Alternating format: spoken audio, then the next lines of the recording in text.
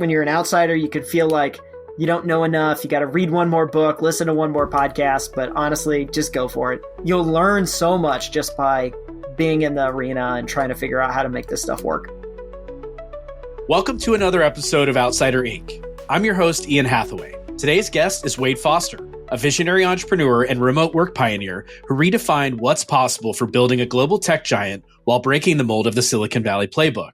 Wade is the co-founder and CEO of Zapier, an automation platform most recently valued at $5 billion, all done without big VC rounds, centralized offices, or coastal pedigree of the founding team. Wade's story is a masterclass in outsider innovation. When he first hacked together the skeleton of what would become Zapier at a local Missouri startup weekend in 2011, few imagined this bootstrap side project would become a name brand within the SaaS world, seamlessly connecting over 5,000 apps for millions of users worldwide. Yet Wade's relentless focus on solving real user problems, combined with a contrarian approach to company building and leadership, turned skeptics into believers. With just a total of $1.3 million raised in outside capital, a fully distributed team from day one, and a legendary approach to finding and scaling product market fit, Zapier proved there's more than one way to build a highly successful software company. Beyond the platform itself, Wade has become a beacon for founders outside traditional tech hubs and backgrounds, inspiring a new generation to build where they are, not where they're supposed to be. In this episode, we'll dive into all of it, from those early defining moments to leading a large company into the future and everything in between.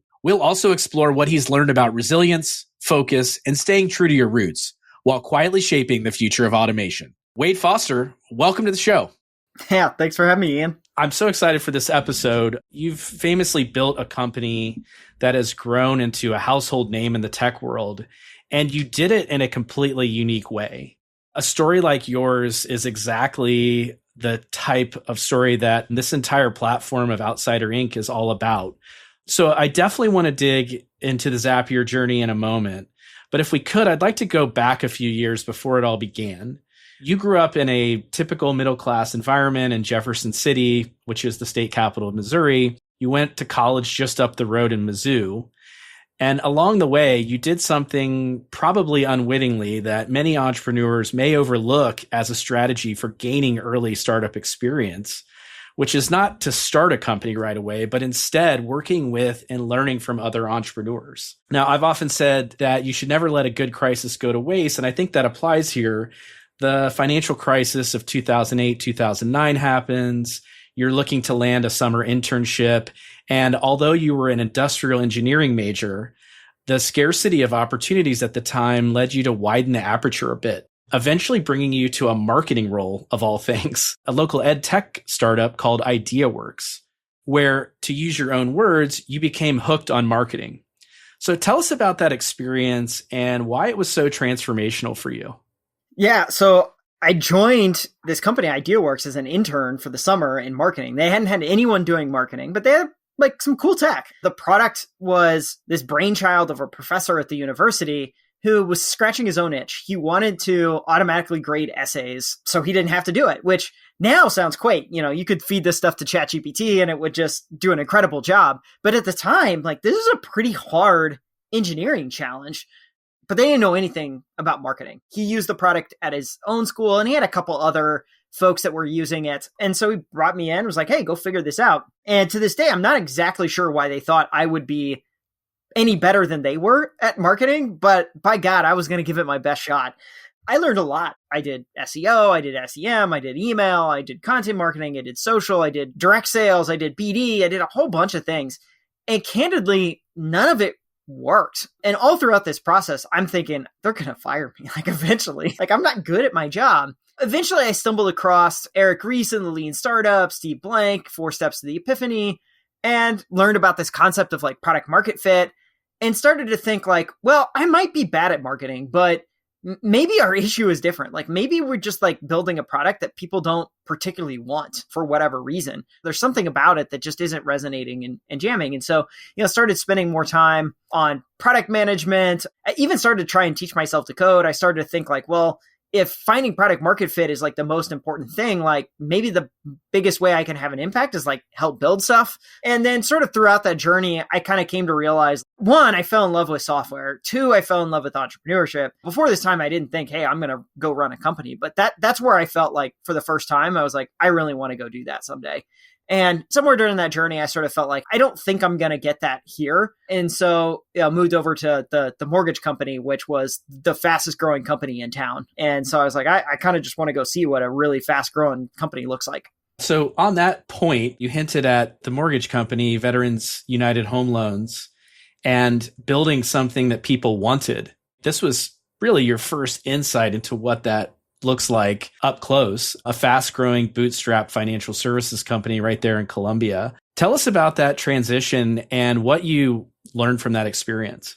Yeah, I joined to run email marketing there. That was the role they had open. And I was like, yeah, I've got some experience doing email. I've done it. And I probably learned more getting to watch them than I gave back to them at the end of the day. But it was so incredible. When I joined, I think I was like employee 500. And when I left like 10 months later, there was 1,000 employees there. It's owned 50-50 by two brothers. They never raised a dime. They're hiring these new grads right out of Mizzou, teaching them how to be loan officers, which is effectively inside sales at the end of the day. They're exceptional at marketing, especially at PPC or SEM or just paid Google marketing is sort of what it was at the time. Like very, very good. So I got to learn like how like real experts manage spend and things like that.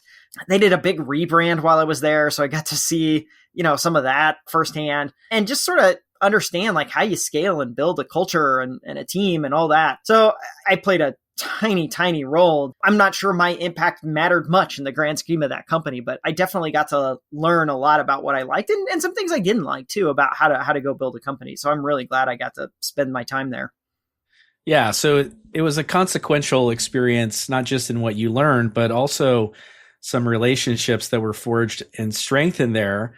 Switching gears to the origins of Zapier, I know you previously knew your co-founder, Brian Helmig, from the local jazz and blues scene in Colombia, but he worked at Veterans United in product development, where your third co-founder, Mike Knoop, was a software engineer. So the three of you have this common connection and a deeper friendship and bond through the tech and music scene.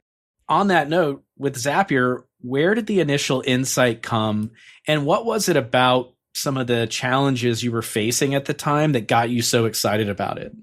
So this is 2011. We're using tools like MailChimp and Basecamp, and Twilio had just come out and stuff like that is the sort of software stack for a lot of companies at the time. And Brian has this insight, paying attention to the forums of the software where you would see customers say, hey, you got to build an integration with X.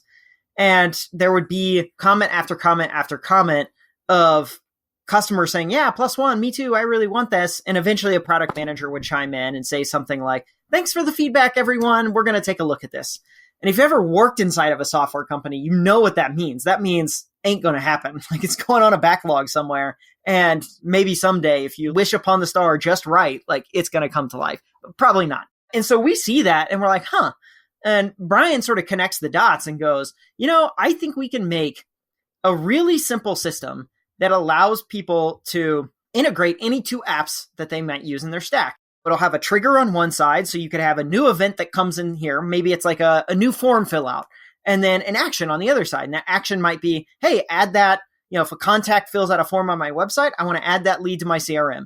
And that way you could just sort of arbitrarily connect any of these different tools. And, he pitches me on that. And my initial response is like, yeah, that sounds awesome. I'm in charge of email marketing at this company. I'm trying to implement Marketo. Marketo at the time is this really old school, like SOAP WSDL API. I'm a bad engineer. Like I'm still just learning how to code. And so I'm not having a good time. And I'm like, if this thing existed, I would be using that because this can't be the best way for a person of my skill set to get this job done. It's amazing. So later in 2011, October, you enter what was the inaugural Startup Weekend Missouri, which for listeners who don't know, it's a weekend-long hackathon of sorts where teams come together, frame a problem, build a prototype, and ultimately pitch a panel of judges on the final day of the 54-hour program. So the three of you built a solution that was called Snappier at the time, and you won. So tell us a little bit about that experience and how that served as a catalyst for ultimately moving Snappier or Zapier forward. It really was the catalyst. Brian has this idea, The event's coming up. And even leading up to the event, it was sort of like, hey, that sounds cool. We probably do want to go work on that, etc. And so when we kind of show up, it's like, yeah, that's what we're going to hack on. The way the venue is set up, there's like a bunch of fancy space, but in the very back, there's this like unfinished garage kind of out of the way. So we just kind of go hole up in this like unfinished garage all weekend and just like work on trying to build a prototype of this thing just to see if we could get it to work.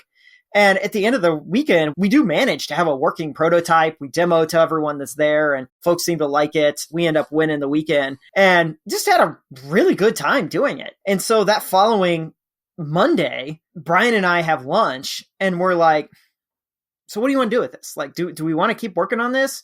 And the two of us decide, you know what? Yeah, we really do want to go take a swing at this. We're in central Missouri. It's not like there's investors or like anything like that though. So we're like, we're going to do this nights and weekend. We're going to keep our day job. And at the time, is it a company? Is it a project? I don't know. Like, we're just going to keep hacking on this thing and see if we can build something that people want. So you graduate, I guess, from the unfinished garage of the hackathon weekend. Is it a project? Is it a company working on it nights and weekends? You eventually start coming into contact with those early customers. What was kind of like that early offering like? Where did you find these early customers? And what was sort of the engagement model that you had with them at that time? We did kind of 2 revs at like our early beta program. So the first phase was very white glove, handholdy. I remember the very first customer we got, I had found podcaster Andrew Warner, who runs a site Mixergy. And yeah, I'd listened to his podcast. I was a big fan. And he was asking for a PayPal high-rise integration. And he was just saying like, hey, does anyone have this? But the post was like maybe like 6 months old, something like that. So I was like, maybe you already found a solution to this, but what the heck? I'm going to email him anyway. So I email him and I say, hey, like, are you still looking for this PayPal high-rise thing? If so, I think I got something that'll work for you. He emails back and says, I found something, but are you building it? And I said, well, sort of. Like, we have a thing that can integrate PayPal high-rise. Then I went to a site and looked up, like, what other tools does he use? And I noticed he used Wufoo and Aweber and some other stuff. And so I was like, yeah, I can hook up PayPal high-rise, Wufoo, Aweber, et cetera, et cetera, et cetera. And he emails back and goes like, oh, I really been looking for something to help integrate Wufoo and Aweber. Like, how do I get access to this thing? And so I was like, oh, yes, we got somebody. So I'm messaging Brian and Mike, and I'm like, okay, we need Wufoo and Aweber support tonight. And so they get to working on that. And the next day I email Andrew back and I'm like, great, here's a link where you can go get access to this thing. He tries to go get access and he can't figure out how to use the product on his own. And so that's when I realized like, oh, we're going to have to like probably help these customers out a little bit more. So I jump on Skype and I just watch him try and use this thing. And when he gets stuck, I give him pointers. And I got to be honest, he's having a tough time. Like, and it's not his fault. It's because the product is just not very good at all yet. And we keep going. We finally get to the finish line and we're like, all right, let's go test this. And so he goes and submits contacts to the Wufoo form. He goes over to Aweber, refreshes the page, contacts in Aweber. And he goes, holy cow, Wade, this is awesome. This is going to save so much time.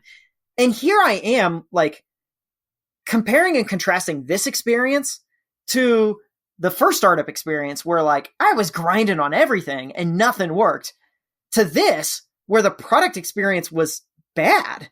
And the end result is this guy going, holy cow, I love this. How much do I owe you? And thinking, oh my God, I think we've got this. This is what it feels like to have a really good idea when it barely works and people are literally saying, how much do I owe you? And so I was like, $100. And he's like, great, where do I send it? And I'm like, here's my PayPal address. So I just gave my personal PayPal address. So that was the first customer. And we rinse, wash, and repeated that probably 10 times. And the whole idea was, I just wanted somebody to cut some amount of money. The $100 was totally arbitrary. We just told people, you'll have excess for the life of the beta. We're not exactly sure how long the beta is going to last. It could end tomorrow. It could end 6 months from now. It's just going to be until we feel like the product's good enough. And so like the first 10 or so folks did it that way. And then eventually we switched over to a more self-serve model where people could pay us $5 to get in for the lifetime of the beta. But even in that self-serve model, I was still jumping on Skype with tons of these people, just like watching them use the product, taking copious notes, going back to Brian and Mike and saying, here's the stuff that's working. Here's the stuff that people are just super confused by. And so how do we make the user experience better on these things? And we just ran that cycle for 9 months, basically. And that was the path up until we eventually launched. So do you think the lesson there is that maybe you didn't have an elegantly designed or even engineered product, but you were solving like a real urgent problem? Is that kind of the lesson that you're taking away from that experience? That's certainly like my point of view, is that if you solve something that people desperately care about, they will be willing to trade off some of the bells and whistles. Now, obviously it has to work. If it doesn't work, like that's not, good enough. But like our stuff was a bad time, but it worked. Those first folks knew that the product was a little rough around the edges, but it got the job done. And so that really did sort of cement in my head, like, okay, if you're going to be successful, you have to target a problem that people just actually care to have solved. Yeah. And you also need to charge money. I feel like this is something that you did that a lot of founders early are afraid to do, which is to ask for money. And you talked about that as like a filtering mechanism and made sure you were getting feedback from the right kind of people. Yeah, 100%. We certainly felt like, if we made it free or didn't ask for money, like we would just get a bunch of tire kickers. And that feedback might be different from the people who really had the problem. It's like we wanted to talk to people who really had the problem and cared to have it solved. And if no one cared to have it solved and was willing to spend money on it, then we were like, well, maybe we shouldn't spend our time on that thing. So let's talk about why Combinator. You made the decision to apply just after the startup weekend event and were rejected that first time because you didn't really have the progress or the traction they were looking for. You tried again for the summer 2012 cohort, which turned out to be like this amazing class, and you got in. Of course, by then you had around 1,000 paying beta users, 10,000 more on the wait list, which is like remarkable growth over a short period of time. But just to begin, what was it about YC that made you want to apply? Well, we were fans of Paul Graham. He'd written a ton of essays on like how to start a startup. He built Hacker News. Like we're active users of Hacker News. So we're just like really familiar with him. And then if you looked at like some of the early companies that had come out of there, folks like Reddit and Stripe and Dropbox and Airbnb, like these were some products that were like pretty fantastic. So we sort of knew that. And then because our product was trying to integrate all these other different tools, some of those products were YC companies and many of them were headquartered in the Bay Area. So we felt like if we got into YC, that stamp approval might help with some of the early partnership things we were bumping up against. So you leave Central Missouri to go to the Bay Area to do the program. You mentioned getting that stamp of approval and getting really plugged into the ecosystem of collaborators on the platform. But what surprised you about Silicon Valley generally, and maybe access to the YC network and experience specifically? Coming from Central Missouri, where like tech is not this huge thing, you sort of have this like mental image of Silicon Valley and like all this incredible stuff that is invented there, etc. But you kind of show up and Silicon Valley, especially like South Bay, is kind of just suburbia, strip malls, and looks kind of pretty normal place with like nice weather. Like it's sort of what it is. And then you get into YC and you think maybe we're going to hobnob with all these other fancy founders and like, impressive tech people. And a little bit that's true. They have the Tuesday dinners where they invite great speakers in and all that stuff. But I think what YC does best is they do so good at subtracting out all the noise, all the things that founders are told to care about that are actually not the right things to care about. And so they just put this focus on you need to talk to customers, you need to ship a great product, and you need to grow. And so most of that summer is honestly the three of us holed up in a 2-bedroom apartment, just talking to as many customers and writing as much code as we possibly can. And we're not leaving that apartment all that often. And so, it's not this like particularly like glamorous experience. It's just an intense period of focus and productivity and obsession with the company you're trying to build. On that note, you made an insane amount of progress. If you kind of bookend this conversation you're having early on, going into the startup weekend event, really through demo day, you've got thousands of users, you got 80 apps on the platform or more.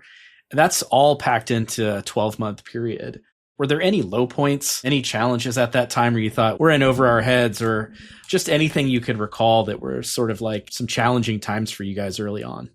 I think if Startup Weekend was like the catalyst to start, YC was the catalyst to like really freaking go for it and say, hey, we're going to make this thing happen. Startup Weekend was like, is it a company? Is it a project? We're not so sure. YC is like, we're going to go do this.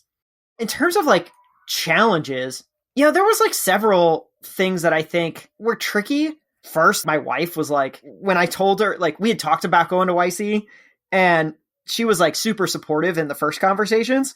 And then when we actually got in, there was a little bit of like, oh no, like we're actually doing this. And so it was like, oh crap, like, does she actually want to go do this? And so, infinite credit to her for like taking a big leap of faith and coming out to California and upending her life to go do this with me. And it obviously turned out great. But, at the time that was like big amount of uncertainty. There were certain strategic choices around where we were going to invest for the summer. Like, are we going to go build out all these integrations one by one? Are we going to try and build a developer ecosystem? These are choices that like didn't have a clear answer on like, what's the right way to go build this stuff? I think the things that really mattered, we got right. And then the stuff that we messed up just didn't end up mattering that much. And so at the end, we actually found that product market fit pretty quick and found like the repeatable growth mechanism pretty quick, that the types of problems we ended up facing were mostly of the good variety. Did you know at the time that that's what it was? I could feel it was different because of the experience I had at the early startup. I grinded on that for 18 months and basically had nothing to show for it. Whereas with Zapier, it wasn't like it was this amazing overnight success or anything, but the progress was just very consistent. And I remember first office hours with PG, he was like, you want to grow 10% week over week. That's the goal. And, if you have one customer, growing 10% week over week is like not that huge of a deal. You're just like, all right, got to go to get 2 next week, and I'm growing 100% week over week, not just 10, and so you can go to 1 to 2 and 2 to 4 and 4 to 8. And so we just put that 10% week over week rallying cry down, and we just said, heck, by hell or high water, we're going to find a way to do that. And we kept that streak alive, that 10% week over week streak alive, a really long time. Eventually it just gets too much. Like 10% week over week is a lot. But, if you can make that last pretty darn long, you're going to find yourself have a pretty good company pretty quick. Yeah. A lot of companies are lucky to get 10% month over month, let alone week over week. When you're a tiny, tiny company, that 10% week over week is actually not that intimidating. It sounds big, but you just look at the numbers and you're like, shoot, I can brute force my way through this if I have to. And that's probably what you should be doing as an early stage founder, is just saying, all right, if I got to pick up the biggest freaking boulder in town, I'll pick it up. That's what I got to go do.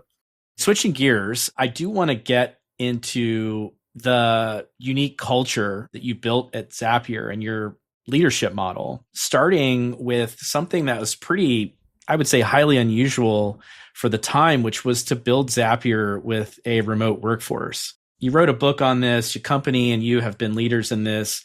You mentioned that it was one of the most important decisions that you made for the company, obviously a consequential one, and it was pretty much made early on. I know part of that was a necessity, right? Even though the three of you were in a small town, you still had jobs, you had different schedules. It was the nights and weekend thing. But then even after, during YC, as YC's tailing off, your co-founder Mike needed to go back to Colombia to be with his then girlfriend, now wife, while you and Brian stayed. So maybe some of this was necessity, but maybe some of it was a vision you had looking ahead. Talk to us a little bit about how you made that early decision, why you made it. Well, I think the necessity thing is a big one. You do what you got to do at a certain point. But also, I think we saw that there was an opportunity there. There were other companies at the time that were doing distributed work. 37 Signals is famous for this. GitHub was working this way. Reddit was working this way. And there was a lot of open source projects that basically worked that way by default. So you see that and go like, there's something interesting going on here. There's like a new way of going to do this. And we felt like we had a better talent network outside the Bay Area than we did in it. And the cost of that talent is just very different. Some of that's changed a decade later, but at the time, like the Silicon Valley salaries were just monster compared to what you could get anywhere else in the United States or the rest of the world. And while there are obviously phenomenal engineers inside Silicon Valley, there's also great engineers elsewhere. And the gap between those salaries was not representative of the gap in the skill set. And so that felt like there was a talent arbitrage opportunity that we could tap into, which as a tiny startup that doesn't have much money, you got to make some bets in some interesting ways. And so you kind of combine a couple of those variables and it just sort of felt like kind of a no-brainer. The flip side is you don't have to pay for office space. You don't have to outgrow that office space. There's a whole bunch of other costs, like real fixed costs that come with it that basically we just never had to think about. Well, so I have to imagine, you point out a number of reasons why it makes a lot of sense. You mentioned early on hiring people you trusted, people you knew, and all those people were, halfway across the country. But I can't imagine that it was a very popular decision or, you probably got a decent amount of pushback. And then, of course, years later, it was forced upon all of us. I feel like there's a little bit of a snap back where people are unlearning some of those valuable lessons. What is it that makes it so difficult for people to embrace this model, even when it was so obviously working for you and many others? It's not for everyone. There are probably certain personality types that are more inclined to work this way. I think there's probably certain companies that are probably better suited to be designed this way. Also, history plays a big part, where there's just a whole lineage of leaders that have grown up knowing how to run companies one particular way.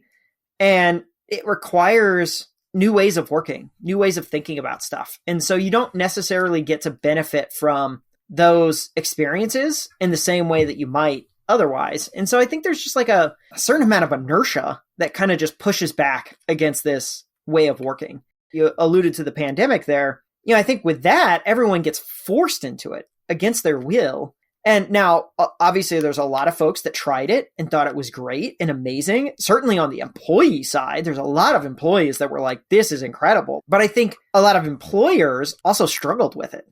And they struggled because they were forced into it overnight. They didn't get a chance to step back and say, this is how I would ideally design it. This is how I'd want to make it work. It was something that, well into their lifetime, they just sort of had to flip over and do it. Whereas we got to benefit from, when the pandemic hit, we'd been doing it for 8 years and we knew what we were doing. And so, the pandemic stunk for a whole bunch of reasons. And it stunk because folks have kids at home and folks are distracted with this. And there's obviously a lot of health issues and things like that going around. But just basic mechanics of how you work at Zapier, that didn't really change that much. And so it was probably easier for us than most at that period of time. My marriage barely survived the pandemic because my wife said one day, we both can't work here all day. You need to go get an office. So I did, and everything's been great since there you then. Go. But, okay, so it's worked out for you guys. But what, I don't know, one or two things that you feel like you've lost or has been more of a challenge to gain by being remote? Well, I think you do have to be a lot more intentional about basically everything. I think there's a certain amount of team camaraderie that is a little harder to come by. You build fast bonds with folks when you're in the same office every day, when you're going to lunch every day, when you're having those hallway conversations. So those tight-knit relationships in your core team, those get really strong. Now, if you're in a big company, you don't have those relationships with most everybody, but there's a core set of people that you really do feel an affinity for. And those are just harder to come by in a remote organization. And you do have to work hard to build those things. And so, we do retreats and offsites and summits and all that stuff where we bring people together to help facilitate that. We provide mechanisms and try and create, virtual environments to sort of foster some of those things, but it's not as good as being in person. So that's a trade-off. That's a very real trade-off you have to make. I think really early stage projects are probably a little easier to get off the ground when you're working side by side with somebody, because you have the ability to grind on things together, fast feedback loops, you can turn on a dime. Whereas in the remote setup, things are a little more scheduled, a little more ritual. Remote is actually pretty ideal for scaling a thing and really helping dial it up to 11, because it creates all this opportunity for you to scale in unique ways and you can ritualize everything. But sort of that much more experimental stage, I think it probably is a little harder on the margins doing some of that stuff distributed. You mentioned sort of intentionality, maybe this not being for everyone, maybe it being stage dependent. I know you've talked before about the importance of documentation. What other principles do you think that folks should onboard from your experience? I think this works for every company, whether you're remote or not, but I do think it probably matters more in remote is having some like real clear principles for how you hire folks. You call them principles, call them values, call them whatever, but you're going to want to have a way of thinking about what makes somebody particularly great at your company. And you're going to want to do that sooner than later. Now, the sooner you do it, you may still be forming these opinions and these ideas. You may not have like a clear picture of it, but you want to be paying attention. So, when you get your first early employees, you're probably going to notice like some of these folks, you're just like, this is awesome. Like this is locked and loaded. This is amazing. And then some of them you might just find like, it's just duds. We're just like, this just wasn't a fit. And maybe it's your fault. Maybe it's their fault. Probably a little bit of both. But you really want to pay attention to the ones that are like really awesome. And you start to like reverse engineer. What is it about the way they show up at work? What is it about the way they interact with you and the rest of the team that makes that such a great experience? And then you can start to back into a set of things in your rubric that you go hire for. And these are things that are going to be agnostic of skill set. It's like, yeah, an engineer has a certain set of skills. A marketer has a certain set of skills. But these are things that are like much more how they show up to work. Like, do you care about like how action oriented they are? And you can see this in like companies. Like a great example with this is, look at how Facebook runs its company. Move fast and break things. Like that's their whole like leading principle. And you contrast that with Apple, which Apple, you could probably say, hey, we're going to measure twice and cut once. Like two very opposing ways of thinking about it.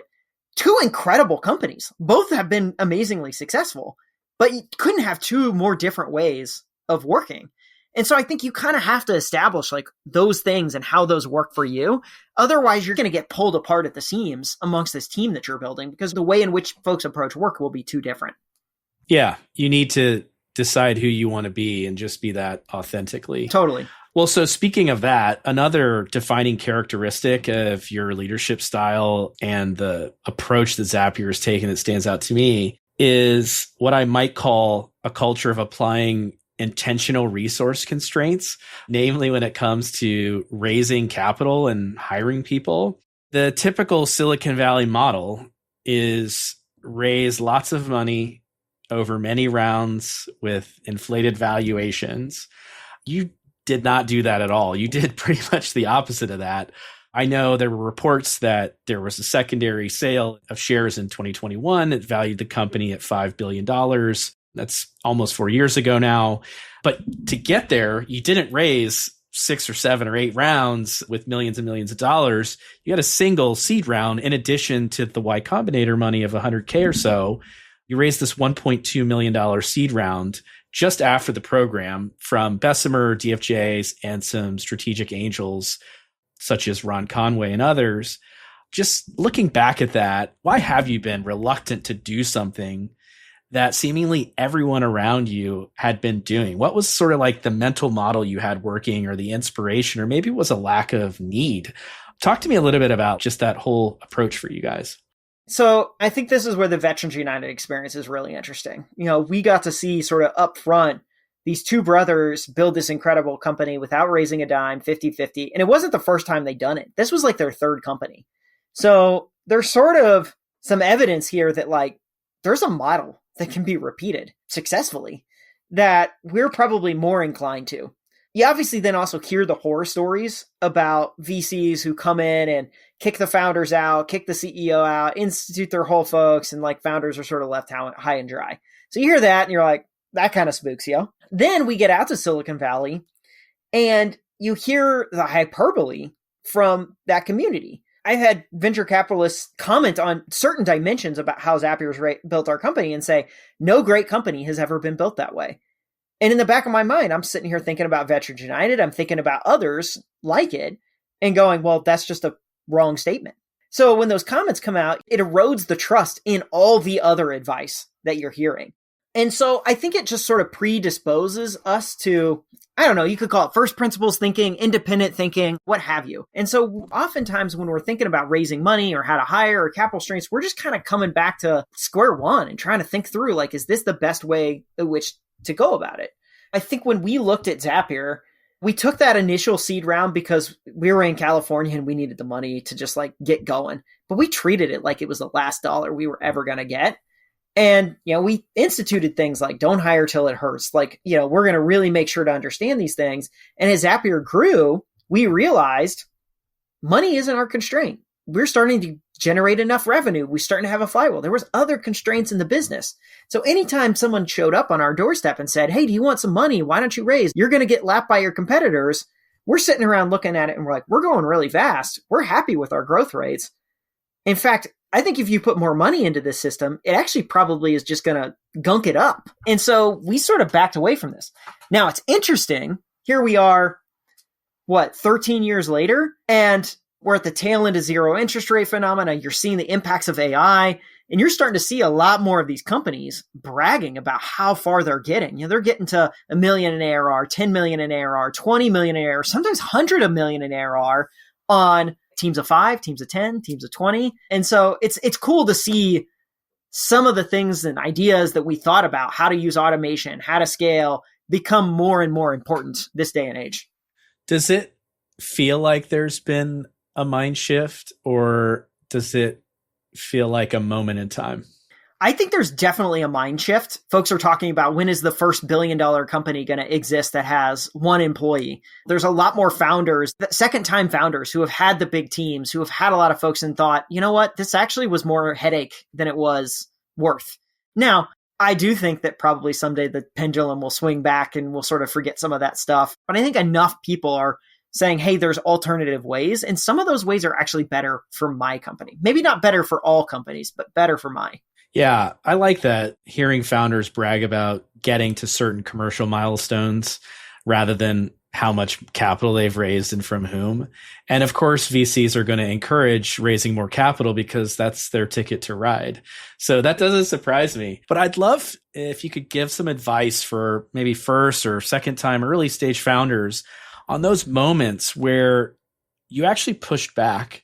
I frequently mentor in Techstars programs, and Techstars has this system called Mentor Madness, where for the first 3 weeks, you're just meeting with hundreds of mentors. It's like mentor speed dating. And I always ask them the same question: how inconsistent has the advice you've received been? And they just like all sort of laugh and their body collapses. And so what I say is like, that's the lesson here, which is people have interesting data. They're just data points, but ultimately you decide. This is your company. So you did that probably in a place and time that was not easy to do. So what advice do you have for people, or any memories you have about your willingness to do that and just passing that advice forward to the next generation? Well, I think the three of us probably have a above average, like, anti-authoritarian streak in us that probably made us predisposed to like more questioning and more skepticism, etc., of conventional wisdom. So that probably helps to just have some of that innately from the get-go. But maybe if you're not that way, I do think just slowing things down is like a really good way to sort of make some of these big critical decisions. Like when you're looking at a funding round, don't get caught up in the swirl. I think that's part of one of the challenges with Silicon Valley. There's a lot of great things with it, but part of the challenge is that, it feels like everybody is like raising rounds. And so if you're not, like, you're falling behind. Everyone's hiring lots of teams. So if you're not, you're falling behind. But I think it's so healthy to step back and say, like, what is your goal here? Is your goal to have a big team, or is your goal to generate revenue and have customers? And what is the actual path that's going to lead you to those things? And so if you can kind of step back and articulate, these are the things that actually matter to me, and then start to reverse engineer the levers you have to pull to get there, you're going to wind up at a better answer for what you should do. And you have to do that exercise for yourself. You can't count on, an investor doing that, because investors' whole game is they want to own shares in your company, because they own shares. That's how their business grows. So for them, they've got a hammer and everything's going to look like a nail. And you might not be a nail. at least at that point in time. And so you got to ask that question of yourself. And then you got to be willing to just sort of hold your ground. No one's forcing you to raise money.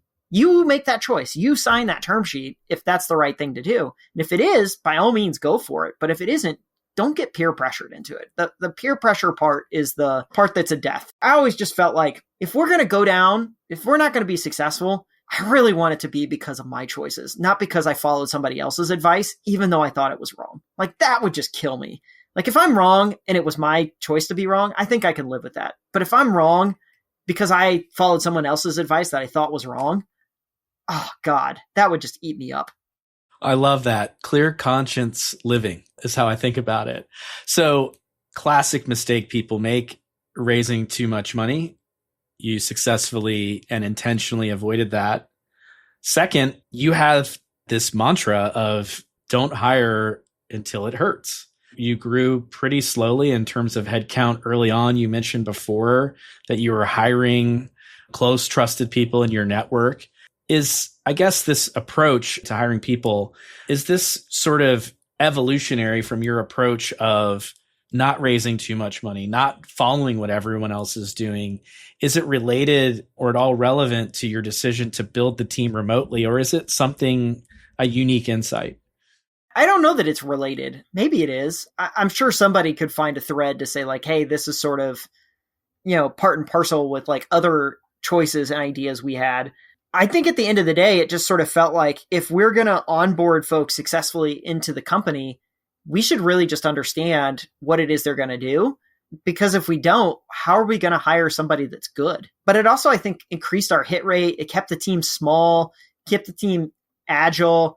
It meant that we didn't have anyone sort of sitting around fiddling their thumbs every day. Like that's painful when you're just sort of overhired and you're just like, I don't really have enough work for you to do. And so, yeah, it just kind of just seemed obvious to us that like, hey, this is a thing to do. And I think we did a really good job of it for a pretty long period of time. We haven't always been good at it, but I think it was really helpful the first 5 years of the company. Maybe zooming out on this whole experience of yours and honing in on the theme of this show, I really see you as the embodiment of this. And I'm reminded of this statement, which is to be from or in something, but not of it. I know you're not from Silicon Valley, you're from Central Missouri. You spent a lot of time in Silicon Valley. I don't want to put words in your mouth, but it sounds like that was more driven by necessity of building the company rather than like an ethos, doing things the Wade Foster and the Zapier way, not the way that most people do it. Looking back on all of that, what would you say to founders listening today who are building from those outsider geographies or backgrounds about the true value of being in Silicon Valley versus where they are? What's the real truth? What's the myth? Silicon Valley, the things that make it amazing are that there's just an incredible density of people that are doing cutting edge stuff in and around technology. Your stone's throw away from just like impressive person after impressive person after impressive person in your spaces, in adjacent spaces, etc. that just doesn't exist, like at least where I'm from. So that's incredible. You obviously have access to capital that you don't have elsewhere. You have this phenomenal weather. Weather couldn't be better. So that's pretty great. Because all those folks are there, your ambition level goes up. You start to be like, you know what? I actually can achieve some of these things that maybe you thought you couldn't. Coming from Missouri, there's these whole things in my mind where I'm like, oh, that's for other people. Other people do that. Rocket scientists do that. Geniuses do that. That's not for me. And then you kind of get to go experience it and you go, that's not so hard. Like, I think I could do that. And you start to realize like you sort of have been artificially constraining what's possible in your head. And, I think Silicon Valley just does a great job of pushing people to think what's the biggest, best version of that thing that could possibly be there. It's definitely an echo chamber. There's a lot of just insular thinking at times, for a place that supposedly values creative thinking, it can get a little mimetic, I guess, at the end of the day. That insular thinking is probably the biggest downside, I think, that you have there. Yeah. So listen, last major question. I don't know how you feel about the term legacy, but I guess looking ahead 20 or 50 years or so, what is it that you hope people will most remember or be inspired by the Zapier experience? Well, I hope that folks are still using our product. They're not looking at us as a legacy. I hope they're still, using us to automate stuff, doing cool AI things with us, and that it still is a bigger, better, vibrant community of folks. That to me is the most important thing. As for myself, I want to build that thing, and then hopefully my kids want to come visit me in the holidays and stuff when they're grown and old and all that stuff like that. If I have two things I care about, it's my kids first and it's Zapier second. I love that. Family first, always. So we're almost out of time here, but on Outsider Inc., we like to finish with a segment we like to call Beyond the Bio, which is just a couple of quick hit questions that step away from your resume and let us get to know you a little bit more, as a person outside of work. Does that sound okay? Sure, let's do it. Okay, great. So what's a quick piece of advice from a mentor that stuck with you throughout your journey? PG, the first day of YC, he says, there's 3 things you got to be doing. You got to be talking to users, you got to be writing code, you got to be exercising. And I think that really does make very clear the things that matter when you're building a company. Who is an unsung hero in your life, and what has been the impact they've had on you? I started playing saxophone when I was in 5th grade. And my saxophone teacher that I had when I was in 9th grade invited me to come play at a quartet that got to play at the governor's mansion. I remember making $50 for 2 hours of work. And as a 9th grader, thinking that was the coolest thing ever.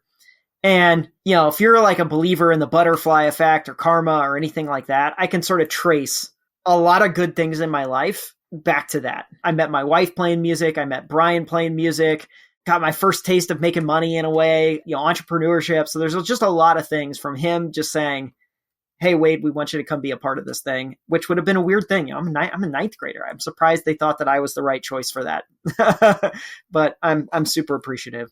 Awesome. I'm excited to ask you a question here in a few about music. But before that, how do you feel like growing up in a sort of a middle-class town in central Missouri shaped you as a person and as an entrepreneur? Central Missouri, there's just a lot of nice people, very humble, unassuming.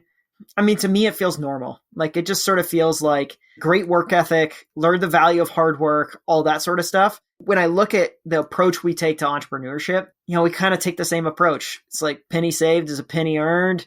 We're going to work hard for our customers. We may not be the brainiest, we may not be the smartest, but by God, we're going to give it our all. And I think that's a very Midwestern attitude. Yeah, I agree. So who's someone in your local startup community or maybe in your broader network that doesn't get enough credit and deserves a shout out? Well, I mean, in Central Missouri, I feel like Brant Bukowski, the Bukowski brothers behind Veterans United, they're the grandfathers of the ecosystem there, had a big role in employing the 3 of us. Equipment Share, which also went through YC, started at, the startup weekend that Veterans United and the Bukowski brothers supported. So yeah, I think those 2 guys are pretty special here in the Columbia community. Tell us something that most people don't know about you outside of work. Maybe it's a hobby. We talked about saxophone, jazz. Maybe it's a favorite travel spot, a guilty pleasure, or a hidden talent. I don't have many hobbies these days. I got 2 young kids at home, and so it's work and kids that keep me busy. But I mean, baby, before that, I did get to be like a pretty good racquetball player there for a minute, which is kind of an odd sport. Not a lot of people play. And I got pretty decent at it. Okay. What are 1 or 2 songs that you'd like to add to our Spotify founders playlist? Something that maybe fuels your day or has inspired you along the way as an entrepreneur? Wow, that's a good one. My kids love the Greatest Showman soundtrack. And I do feel like that is like a little bit of a nod to entrepreneurship. It's almost like a Barnum Bailey style thing going on there. There's a lot of great Queen stuff too that I feel like personifies entrepreneurship as well too. So there's probably something in their library. That's probably the 2 that I would go for. All right. We'll grab those. Final question. If you could give one piece of advice to someone who's about to start their entrepreneurial journey, particularly someone who's a bit of an outsider like you, what would it be? Just do it. I think when you're an outsider, you could feel like you don't know enough. You got to read 1 more book, listen to 1 more podcast, but honestly, just go for it. You'll learn so much just by being in the arena and trying to figure out how to make this stuff work. I can't think of a better way to end. Wade, thanks so much for being here. I had a great time chatting with you, learned a lot, and I can't wait to share it with our listeners. Awesome. Thanks, Ian. That's a wrap for today's episode of Outsider Inc. A big thank you to Wade Foster for joining us to share his incredible story and wisdom. I learned a ton from this conversation, and I know his story will inspire our listeners. Wade successfully built a multi-billion-dollar tech business the way he wanted to. He was methodical about hiring, raising outside capital, and chose to run the company through a fully distributed model from the outset. As much as Silicon Valley folks talk of being contrarians, Wade lived it. I look forward to following his journey in the years to come. If you want more from Outsider Inc., don't forget to subscribe to the platform at outsiderinc.substack.com. It's packed with highlights from today's episode and bonus insights you won't want to miss. You can follow Outsider Inc. on YouTube, Instagram, TikTok, and LinkedIn at Outsider Inc. Pod. You can also follow me on X at Ian Hathaway. Outsider Inc. is produced by Spellbinder Media. We'll be back soon with another fascinating outsider conversation. Until then, thank you so much for listening, and remember, great entrepreneurs can come from anywhere. See you next time.